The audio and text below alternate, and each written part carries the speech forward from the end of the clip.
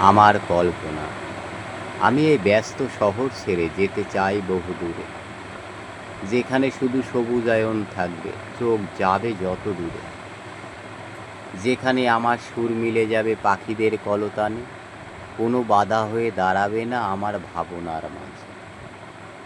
আমি একাকিত্বে চলবো ওই মেঠো সরু পথ দিয়ে, নিজ ছায়া সঙ্গীরে শুধু সাথে নিয়ে। কল্পনার মেঠো পথের দুই ধারে কত তাল গাছ সারি, গাছে গাছে ঝুলে আছে বাবুইয়ের ঝুড়ি।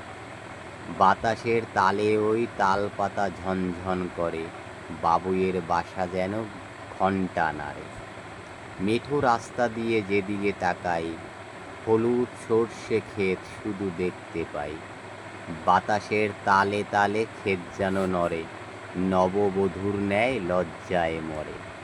মাঝে মাঝে মেঠো পথে কত গরু গাড়ি যায়, তালের পাতার ছায় পতিকে ঘুমায়। পাচন হাতে ওই দিকে কে যেন যায়, রাখালি হবে দেখে তাই মনে হয়। ওই তো গবাদি গোচরণে যায়, খুশি পড়া মুখে তারা ফসলে মুখ দেয়। ওই দিকে কারা যেন ঝুড়ি হাতে যায়, রোদে পোড়া ঘুটে তারা মাঠেতে কুড়ায়। মাঠের ধারেতে কারা যেন গর্ত করে, ওই তো মেঠো ইঁদুর সর্ষে সঞ্চয় করে। ওই দিকে দুঃখীর সন্তানেরা ওই মাঠে মাঠে ঘোরে, ফসলের আশায় তারা গর্ত করে। ওই দেখো গবাদি বাটে তার মুখখানি দিয়ে, বাছুর ছানাটি তার লেজখানা নাড়ে।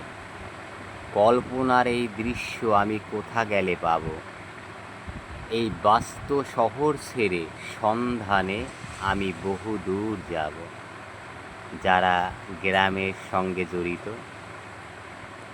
তারা এই কবিতার দৃশ্যর সঙ্গে তারা